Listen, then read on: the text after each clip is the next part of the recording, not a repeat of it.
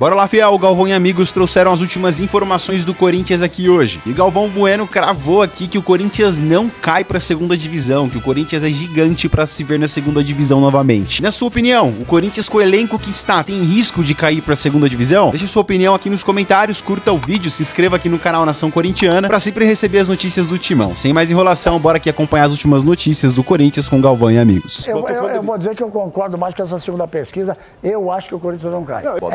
É que foram duas vitórias em cima do Palmeiras. Estamos falando só de Campeonato Brasileiro. Nas oitavas de final, em casa e no campo do Palmeiras, que... Aí mas torcida, completo, né? A torcida veio junto. Completo. Carrídio, Memphis, o Yuri, Garro, o time empolgado. O Corinthians tem um olhar no jogo contra o Palmeiras que para o Corinthians é final de Copa do Mundo. E o Palmeiras não está conseguindo ter esse mesmo olhar. Mas tem um detalhe. Você ouviu a transmissão, que eu dizia, era tudo pro Corinthians. O Palmeiras tem a melhor campanha da Libertadores. O Palmeiras está o segundo colocado disputando o título ponto a ponto com o Flamengo. E aqueles jogos pro Corinthians era o jogo do ano. E eles encaram como final de Copa do Mundo. O Corinthians, eu acho que corre risco de rebaixamento. Só que eu acho que mesmo sem os três, ele não é pior que os outros que estão ali. Santos, Vasco, Vitória, Fortaleza e o Corinthians. E tem o Grêmio um pouquinho acima, que é igual. Mas o e tem o Inter, e tem o Inter um pouquinho acima. É tudo um bloco assim de times iguais. Esporte que tá então, o Esporte já está lá embaixo. Eu acho que é um bloco de times iguais. Times iguais, é um bloco ali. Como o Corinthians já está na frente, os outros precisam passar. Então eu acho que o Corinthians vai ter fôlego para não cair. Por isso que eu estou falando, Casão, que a parte externa, o Corinthians, é o grande adversário dele. Por quê? O que você está falando, transferban, pode vir, o jogador pode chegar ao transferban, perder ponto. O cara fica doido. Aí vem, você não consegue controlar a parte externa que vem pancada para tudo quanto é lado. Isso aí é um negócio absurdo. Então, se você pegar aonde que o Corinthians vai disputar, é ali naquela parte de baixo, meu camarada. Esse é o campeonato dele. Mas o que não pode ser dito, que tem que ser dito, é que o Corinthians é o clube de maior potencial econômico do país, que é o clube de maior torcida na região sudeste, a região mais rica do Brasil. Um clube que está devendo mais de 2 bilhões. Sim. Isso é inaceitável, uma vergonha. Dá vergonha dos dirigentes do Corinthians. Eu sinto vergonha dos dirigentes do Corinthians levar o Corinthians nessa situação. O Corinthians tem condições, como o Flamengo, de estar bem. Olha o Flamengo aí. O Flamengo assinou hoje o maior contrato da história do futebol brasileiro. Exatamente. 250 milhões, podendo chegar a 300 milhões. E viveu fases como a do Corinthians. Primeiro acertou a casa, arrumou a casa. Viveu fases até piores. O Corinthians é gestão fraudulenta, em cima de gestão fraudulenta. Bodão, incompetência. É tudo isso. É uma vergonha o Corinthians estar nessa situação. A gente sempre conversa sobre até que ponto o problema político entra no time. O time está blindado. Me chamou muita atenção, eu vi pela primeira vez o Garros, na derrota para o Bahia, ele saiu na entrevista e falou, sim, que o que está acontecendo, que é um todo. Que o que ele falou? Não, que o que acontece do lado de fora é um clube como um todo, ou seja, a confusão que está do lado de fora interfere sim lá. E a gente sempre discute, não, está blindado. Olha o tamanho dela. Mas ninguém se manifesta disso, né? Às vezes fica blindado mesmo quando é um probleminha, né? O Garro... Mas, o Corinthians é um absurdo, Casão, é um caos. Olha só, quem é do Corinthians, dirigente hoje do Corinthians, que vai ter o peito, como gestor, de chegar ao seguinte, o nosso campeonato é esse aqui, nós vamos ficar ali, ninguém vai chegar. Não. E essa é uma realidade minha, sua, que nós conhecemos o futebol, sabe por que essa é a realidade? Claro. O Corinthians não vai disputar meio da tabela ali, não vai pra cima. Aonde que é a competição? Na Copa do Brasil. Mas eles não têm coragem de falar que a gestão está atrapalhando o clube. E é um clube que fatura 1 bilhão por ano. Não pode ficar devendo 2. E olha... Não pode ficar devendo 2. O Dorival é um especialista também, né, de conquistas, vem de 2 Copas do Brasil, vem de Libertadores, ele é muito... E eu quero colocar uma entrevista do Dorival, eu gosto muito do Dorival. Eu gosto como técnico e gosto como pessoa. Tem uma fala dele que ele vai às lágrimas, vamos ver. Que nós temos que avaliar num todo, tudo que nós estamos passando, tudo que nós estamos vivendo, as dificuldades enfrentadas, os problemas que são iminentes e que eu não vou aqui novamente discutir, tudo aquilo que combinei e que estou aguardando e estou trabalhando, estou me entregando como ninguém para esse trabalho e eu tenho certeza que ainda vamos encontrar um caminho. Poucos os jogos que nós fomos inferiores ao adversário, foram pouquíssimos jogos que nós sofremos com adversários um pouco melhores em campo. E isso não reflete, na minha opinião, não reflete aquilo que nós merecíamos dentro do Campeonato Brasileiro. Vocês tiraram da hora, não apareceu ali a lágrima que eu falei antes, que vocês falaram para mim, tiraram a imagem antes da hora. Mas ele falando de coração ali. Mas continuo esperando tudo aquilo que combinei quando cheguei. E é evidente que os problemas interferem. Mais do que ninguém aqui, você pode dizer, Luxemburgo. Ele deve ter feito alguns acertos com a direção. 4 contratações, ele já verbalizou isso. Eu cheguei e me prometeram pelo menos 4 contratações. Todo mundo sabe que ele queria 2 atacantes de lado, etc. Agora veio o Vitinho, veio uma das 4. Então vai ficar chegou uma hora. Mas ele fala também dos problemas externos, que ele vai, evidentemente, acabam influindo. Sim, claro. O que ele diz no final, que acabou que não apareceu, ele diz que mais ou menos o Corinthians não merece o que está acontecendo. O Corinthians como entidade, como força, que é outro gigante, não merece. Não é o jogo, não é o time. O Corinthians. Exato, é o Corinthians. Não é o time que está em campo jogando naquele momento. Mas o que o técnico faz? O Corinthians é agora? pesado demais, cara, é diferente. Quando você fala que a torcida do Corinthians, se a torcida do Corinthians abraça o time, como a gente fala, torcedor irá quebrar, não adianta. Aquela torcida, quando abraça o time, cara, ele pode estar com o time quebradinho, que ele vai lá e consegue fazer. Você pegou fase boa e fase ruim. Fase boa e fase ruim. Fase boa e fase ruim. Então o cara abraça. Agora, do jeito que tá, cara, não tem como chegar uma notícia boa, cara. Tu tá no vestiário lá, pô, podemos perder 6 pontos se o time pegou... Aí já, pô, caramba, como é que vai fazer? A gente vai ter que correr mais, vai ter que fazer o quê? Só vem notícia ruim. Dorival tá tentando consertar a coisa. Ele vem, a Lisa daqui, a Lisa dali, fala um pouquinho pra lá. Cadê meus 3 caras, 4 caras? Não vieram, reforços não vieram. Ele vai tentando. Agora não pode vir por lei. Ele não pode vir, então, cara. Eu gosto do Dorival também como pessoa, como treinador. Joguei contra o Dorival, né? Ele era da Ferroviária quando eu jogava no Corinthians e tal. Só que eu não concordo com essa fala dele, não. Isso não é real. Não é verdade. O Corinthians jogou pior que muitos times, na maioria das vezes. O Corinthians foi atropelado pelo Juventude. O Corinthians contra o Bahia, o segundo tempo, cruzou 300 bolas na área.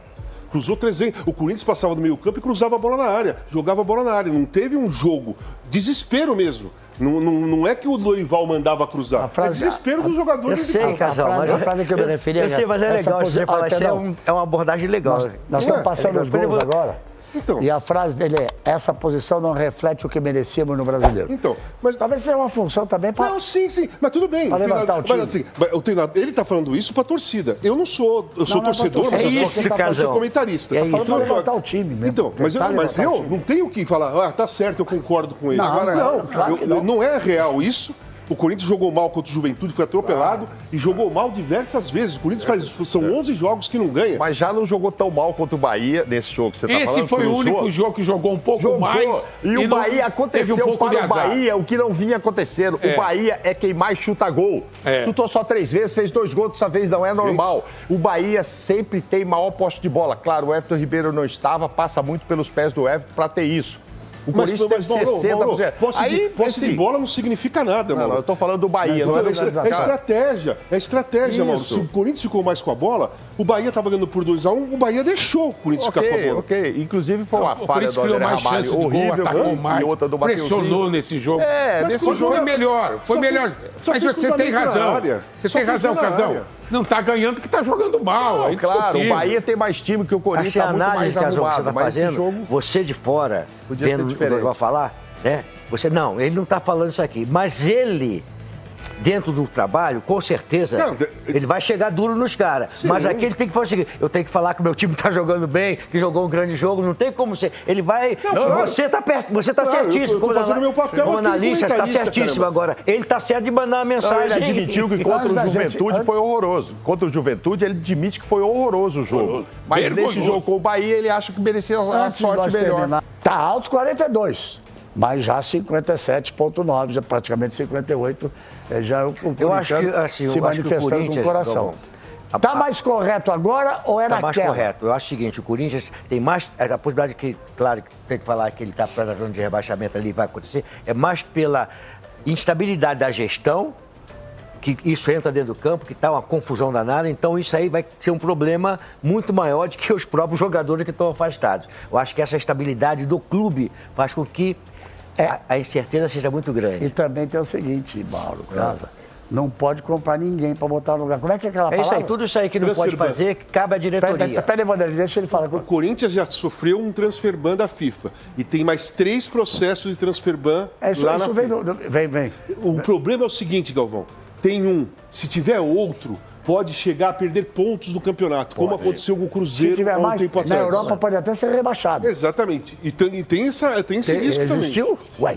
Existiu esse caso do futebol europeu? Mas, independentemente de não poder comprar, também não tem dinheiro para comprar. Também. Né? É melhor até porque não aumenta a dívida. Não aumenta a dívida. Arrumou o Vitinho aí que vinha sem Agora os números são impressionantes. Olha. E foi agora aquilo que eu disse.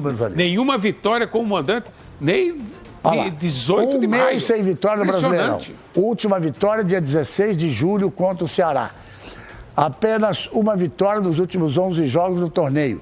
E nenhuma vitória como mandante desde o dia 18 de maio. 4 vitórias, 3 empates e 3 derrotas. Marco Antônio, Corinthians corre risco de rebaixamento sem esses jogadores e sem poder... O pior é que vai fechar a janela e não pode contratar ninguém. Eu acho que corre risco, sim. Sim, porque vem jogando muito mal. Aí sempre começa o técnico a ser ocupado, né? E não tem grandes opções. O Corinthians só conseguiu virar a situação no ano passado porque formou um trio de excelentes jogadores, Garro, Memphis e Yuri Alberto. Quando ele perde um, ele já complica um pouco porque não tem substituto à altura. Quando perde 2, como é o momento, que vão ficar mais eu te diria uma, que 2, 3... porque o Carrejo é muito bom jogador. E sem falar do Carrizo, eu estou falando dos 3 atacantes. O time não tem substituição, o elenco é fraco. Então corre sim, acho que corre risco, é preocupante a situação do Corinthians. E preocupante por um monte de coisa. Vai ter eleição, não tem diretoria ainda formada, não se sabe quem vai ser o presidente. É uma bagunça. Não é por acaso, né, que a gente vê os times bagunçados na gestão lá embaixo. Mostrou os 4 primeiros ali, todos estão bem na gestão, todos têm finanças equilibradas. Quer dizer, a gestão influencia na questão técnica. Se não tiver boa gestão hoje, você não forma time. Não tiver dinheiro, você não forma time. Eu acho que eu que dei sorte pro Corinthians, que eu ganhei 4 jogos do Corinthians, ele ganhou os 4. E a torcida manda recado. Alguém quer mais falar alguma coisa do Corinthians rapidinho pra gente entrar no Santos? Só quero uma coisa. Corinthians domingo pega o Vasco lá em São Januário, que é um confronto direto. O Vasco joga quarta contra o Juventude, que é um confronto direto. Tudo jogo de 6 pontos. O Corinthians corre sérios riscos, concordo com o Bodão, e vai depender muito dessa rodada de domingo que vem. Vasco e Corinthians é um confronto direto. O Vasco tem 2 pontos atrás do Corinthians. Ele pode passar o Corinthians caso vença. Bota de novo uma coisa pra gente terminar aqui, pro Luxemburgo fazer a primeira participação dele, Mauro Naves também, sobre essa questão do Corinthians. Você, com toda a sua experiência, você concordaria com a votação até agora, que dá o dobro de que o Corinthians corre risco de rebaixamento sem esses 3 jogadores, sem poder comprar ninguém? Se você pegar hoje, sim, mas se você pegar o campeonato, eu vejo de uma maneira diferente. Porque o Casão falou isso agora. O Corinthians vai jogar com o Vasco da Gama, confronto direto. Mas esse é um confronto direto de uma competição. Mas a competição só termina lá na frente quantas rodadas tem. Eu acho assim, o Corinthians, pra mim, na cabeça, é o seguinte, ele não vai a lugar nenhum. Ele vai jogar o Campeonato Brasileiro para ficar no meio da tabela e saber que ele vai ficar ali próximo, 14º, 13º, 12º, por ali. Tá na não tem mais.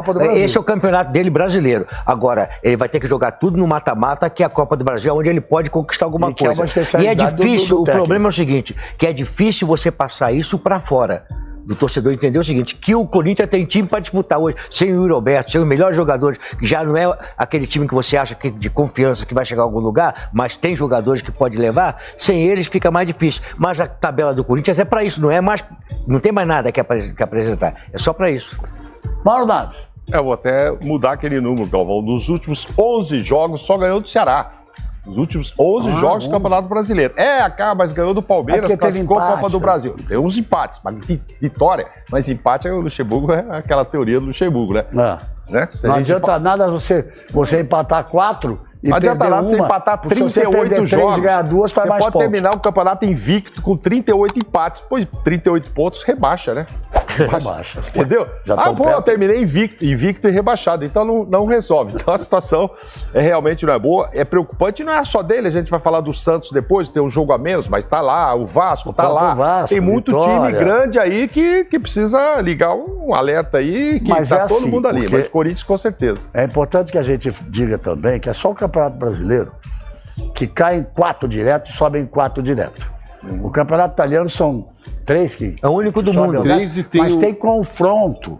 É o único Tem do mundo, confronto. Paulo. Pescagem. O único do mundo. Tem confronto. pescagem. O segundo joga com o penúltimo, o terceiro da B joga com o terceiro. Tem confronto, não cai direto. Não, o alemão são 3 também. No Brasil é que essa parada dura. A parada é mais dura no Brasil que essa coisa de cair 4 de uma vez e Na de Argentina subir faz a também média, 4. né? Você faz a média na Argentina dos últimos anos, então E a Argentina, para derrubar um time grande, precisa uns 10 anos. é complicado. Precisa uns 10 anos. Tem que ir Esse fazendo as campeonato com médias. 20, cai em 20%. É o único campeonato do mundo que cai em 20%. São 4 times que caem. Eu acho o seguinte, uma gestão ruim de uma temporada, você pode cair para a segunda divisão. Eu acho que o clube que faz uma gestão ruim, ele pode ficar na última colocação ali para disputar mais uma vaga para subir. Eu não vejo que tem que cair por porque é por como um percalço momentâneo, que é uma gestão ruim, como tem entendeu? detalhe. Tanto é verdade, o risco é tão grande, que dos 20 times que estão na primeira divisão nesse momento, apenas 2 nunca caíram para a segunda divisão, Flamengo e São Paulo.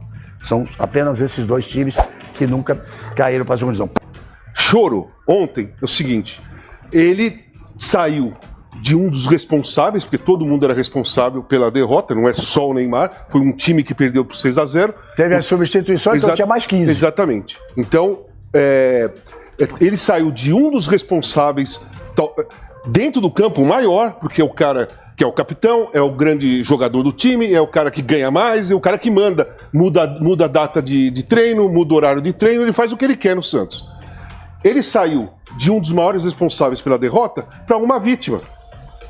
Porque ficou todo mundo olhando o choro dele.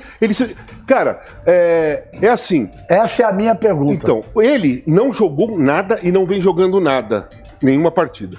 Muita gente está falando, ou falava, assim, pô, ele jogou 7 partidas, 90 minutos. Ele pode voltar para a seleção brasileira. Jogar 90 minutos não significa que o cara tá jogando bem, principalmente o Neymar. Quem tem peito de substituir o Neymar lá? Ninguém. Segundo, qual a intensidade que ele joga para ficar 90 minutos em campo? Seria uma coisa maravilhosa jogar 9 partidas com a intensidade de um Gustavo Gomes, de qualquer outro jogador que tem intensidade. O Neymar, o Santos perde a bola, ele para e fica andando. Ele só joga quando a bola vai para ele. Então, cara, assim, na minha visão, eu não acredito em nada que o Neymar faz. Inclusive, a entrevista foi péssima.